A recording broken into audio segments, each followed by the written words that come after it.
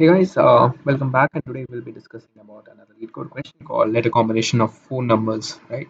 So this question is actually pretty much based on recursion, and if you're very good at recursion, and if you have solved any previous question like subset of an array or maybe permutation combination, then you can actually approach it, or you can come with a solution which is pretty much very close to the original answer. Okay, so let's not waste time and begin with the solution. And first of all, we can just look over the numbers over here, and we can see that the one has no alphabets. Now the 2 is associated with A, B, C, and the rest of the elements like 7 is associated with 4 letters like P, Q, R, S, and the ninth digit is actually associated with W, X, Y, Z. Okay, so these are the numbers which are associated, and we cannot be sure that any number can contain no letters as well, and it can contain 3 to 4 letters. Okay, so yeah, that's it. And let's take an example over here. Okay, so the example says that we have a 2 and 3. In the 2 and 3 we can form a combination of AD. So I'll just make it like this. So in the case of 2 and 3, right? So sorry, so 2 has A, B, C, and 3 has D, E, F. So what we can do here is that we can create all the permutation combination of these numbers. We can select A from here and we can select D. So basically we can say that each of these digits, okay, these are sending the candidates, and together we are forming another string. Okay, so now A, here we have A, here we have E and F. Okay, likewise we have for B, D, B, E, and B, F. And finally we have C, D, C, C, D, C, E, and C, F. So these are the combinations we can actually obtain. Okay, so the first thing which I can actually conclude from this given example is that so the size of the digit and the size of every string is same. So for example, here the size is 2. I can definitely say that the size of every string in this permutation combination is actually 2. Okay, so this is the first conclusion I can draw, right? And that's it. We are pretty much close to the solution. Let's start what we want to do. Okay, so the first thing I did is it's very basic thing. Okay, just make sure the things are very much easy for you. So I use a store variable vector. Okay, the store vector, what we do is that the 0 represent no digits, the 1 also represent no characters. I mean, the 2 represent ABC, 3 represent EF, likewise. Okay, so you can pretty much see that every digit is actually associated with a particular string. And what I do further is that you can actually do it, or you can actually check out the length. Okay, but it's upon your convenience. So what I do is that store the length of each of these strings. Okay, for example, for the 0 digits we have a 0 length, for the first digit we have 0, and for the second we have 3, and followed by the 8th and ninth, we can see definitely they are 3 and 4. So one thing we know that we have to do recursion over here. So let's just before starting with recursion, recursion is actually pretty much easy. It's a very basic thing because recursion contains some basic patterns and it is repeated over and over again. Like in any question, there are some default things you can actually get in recursion. The first is the parameters. Okay, so for any recursion, we have to decide the parameters which we have to pass again and again. Okay, these parameters are the ones which are changing. Okay, always remember that you have to send the changing parameters like to every time you execute a recursion call. So let's not waste time and decide a parameter for the recursion. Okay, so let me help you how to build some solution. How What are the parameters required for the recursion? Okay, first we know that we'll be passing the string over and over again. Why we are passing the string? Because let's say for example we have did a recursion call and we have somehow a temp variable is somehow storing the character a. So again when we pass it again, it can be combined with the d, it can be combined with e, it can be combined with f. Okay, so it definitely means that I have to pass a string. Okay, that is pretty much clear over here. But the next thing over here is that we have to also pass an I, the index. So notice one thing. Okay, every time you're doing a recursion call, the index have to be changed. For example, the index You might be asking the question that which index, right? It can be the index of these digits, I mean that the original parameter which we have been passed by lead code like 23, or it can be of ABC. I will come to the conclusion that which we have to choose. We have to go for this index or we have to go with this index. So whatever be the case, we are pretty much sure that we have to actually select some index value, and this index value has to be updated every time. Okay, so that I have written that over here. We are building a string, hence we need a temp string. So there is a temporary variable called string, call it temp, and you have to pass it again and again. Next, as I said, we need a index variable. So the index variable is responsible for changing the index size. You know that we have to update it and we have to go on to the next character. For example, if we are pointing at even at the digits 2 and 3, we have to go at 3, or if we are pointing at ABC, we have to go from A to B. So this is how we are actually updating the index. So yeah, very good. We are done with the parameters. Yep, bingo.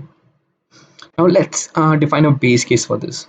So remember that before starting this video, I actually said that for every string we have one conclusion. There is some pattern we have actually noticed. So for here, we can see that if 23, if the size of this is 2, then the size of the every string formed is also 2. So for example, I have shown over here, every string here has a size of 2, which is equal to the digits we have been passed. So I can definitely write a base case that if the index, okay, if the index is equal to the temp size, we can definitely say that we can push the temp. Okay, right. So that's how. If you go over here, I have just written over this.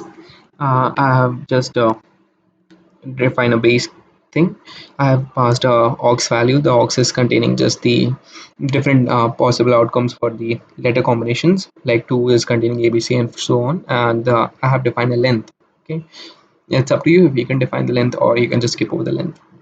And next we have a recursion call called helper function. This helper function I have written over two variables, the temp and the index, and I have written over the base case here.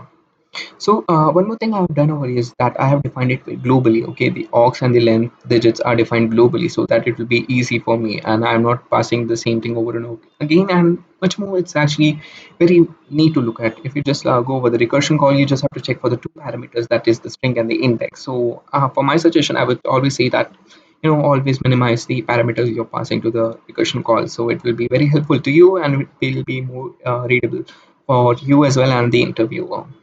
Okay, so next thing, I'll just move ahead of what we are planning to do over here.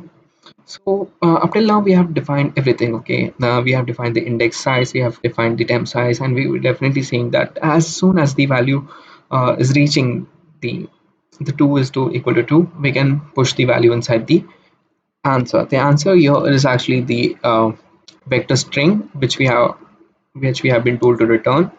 Okay, so we'll definitely do that. And in the next thing we have to what we do is that the core code. Now the code, this is very important part. Okay, now before I have told you one more thing. Okay, we have two possible thing. We can just iterate over the 2 and 3 digits, or we can just iterate over ABC or DEF. Okay, now just let me tell you why, which is better option to iterate. If we just iterate over the digits, okay, we have to iterate over the alphabets again. Getting it?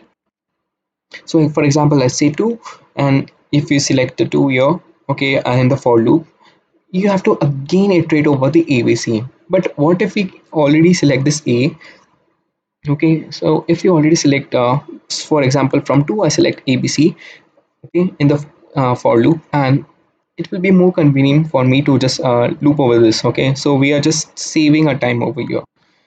So hence, before starting this, I would say that it's a better option to iterate over the ABC, because we are just using this temp variable to store the answer which will be forming using the recursion calls. For example, the temp will now contain A.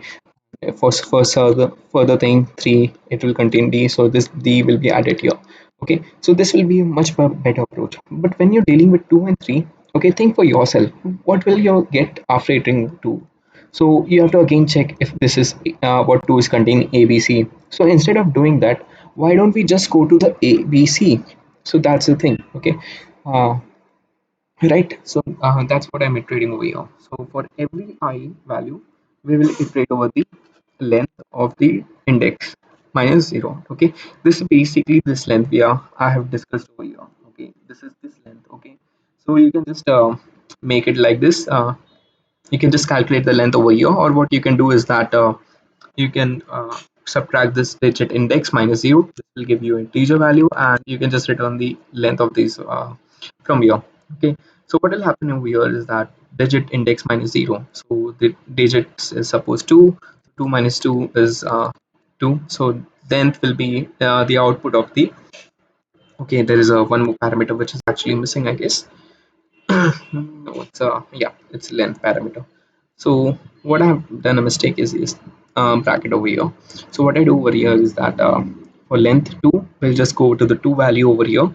So the 2 value will say the 3. So we know that we have to run the loop 3 times. Okay, that is pretty much cool. And you might be asking that question, that why we are running the loop 3 times. So 3 times is because for A, B, C, okay, for every these values we are just running the loop. For A will form another string, and for B will form another string. Let's look how we are going to do that. So after going through that, we know that the I is pointing to the A. So what's the best thing you can do? Obviously, it's the push operation. Okay, pushback operation is basically telling you to that to store it in the temp variable. And after every push operation, we'll do a recursion call. Why a recursion call? Because after doing that recursion call, we have to just update the index, and the index was initially pointing at the 2. Okay, but the next index will point at 3. So 3 will contain DEF. This 3 contain DEF, and hence we, after the temp variable is containing what, as I said earlier, it's containing A. And when we go to the next, we update the, we do a recursion call over here, we pass the temp variable over here, and the index is pointing at 3. Now in the 3 again will insert B. Okay, that much is pretty much clear to you.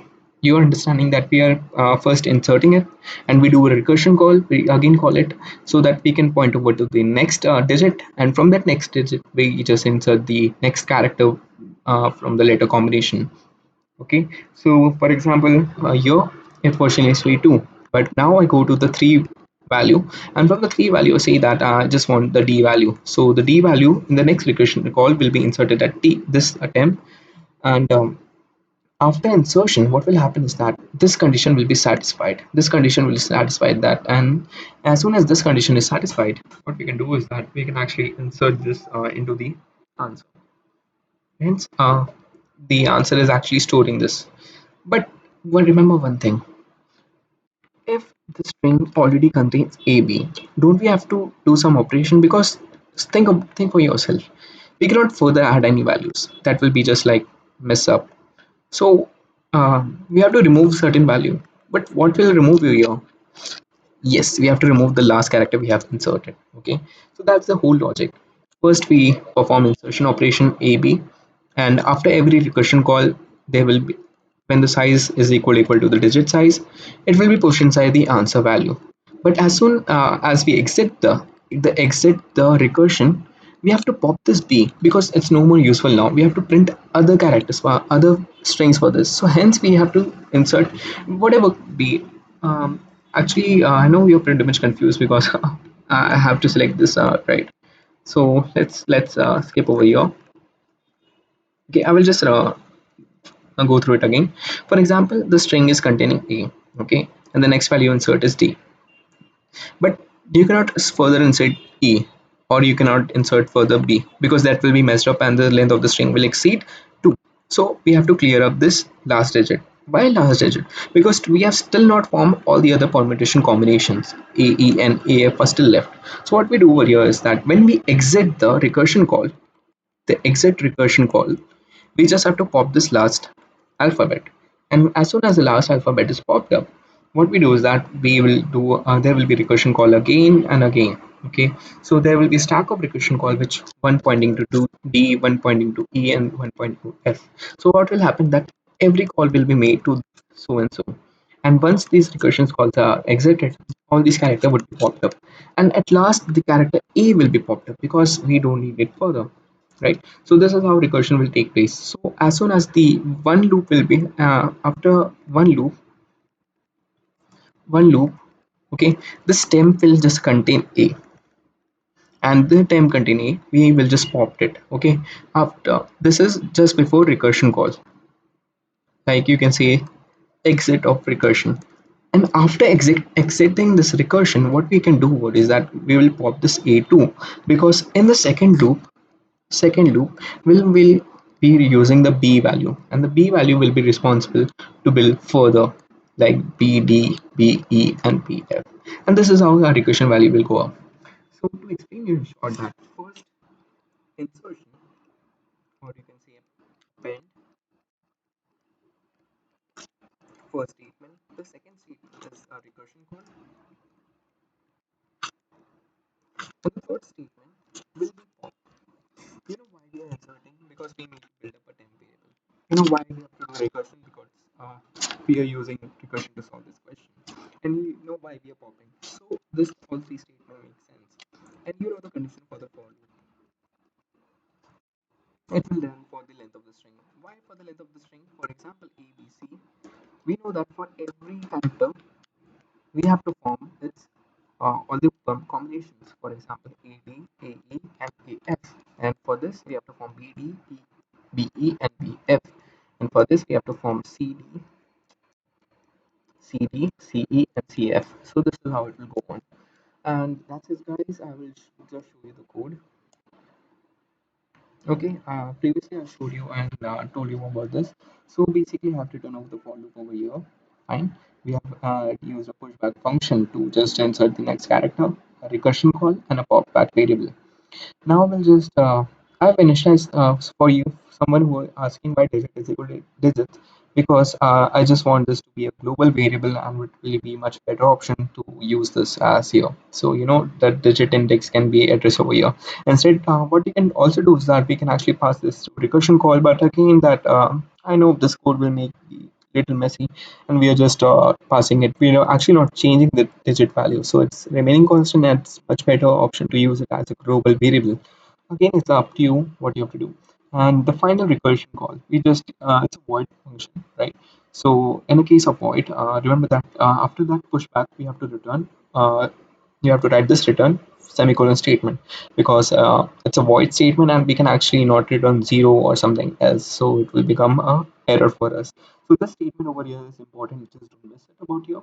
And rest, I've shown you what is this. Okay, so I hope you're able to understand this question, and if you have any other suggestion, you can just let me know in the comments. And if I have done any mistake because at my starting of the YouTube channel, you can just let me know, and I will just post up the correction for the video. Okay, so thank you guys. I hope you like this video. Let me know which question should I solve next in my next video. So until then, see you. Tata.